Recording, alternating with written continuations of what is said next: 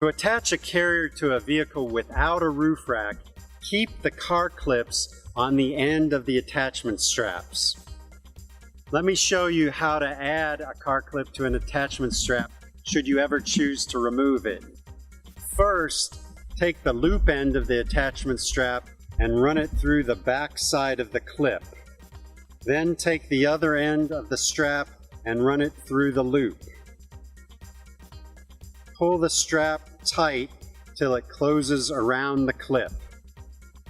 Line up the side buckles of the carrier with the door frames of the vehicle.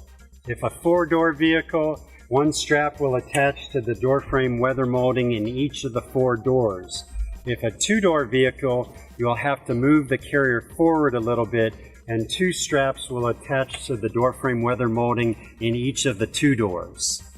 With the clips facing towards the carrier, connect the strap to the corner buckle by threading it through the middle slot of the buckle and bringing it back down through the front slot of the buckle.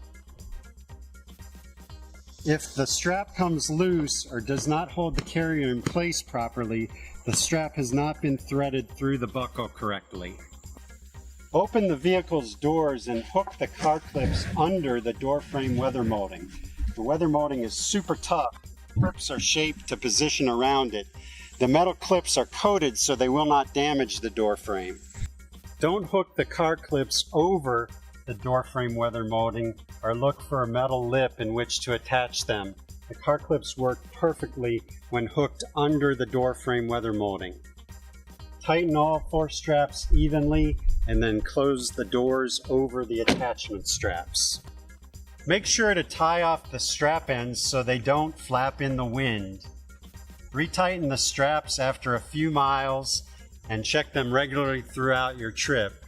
If a strap should ever make noise while driving, loosen the strap, reposition it slightly, and tighten it back down.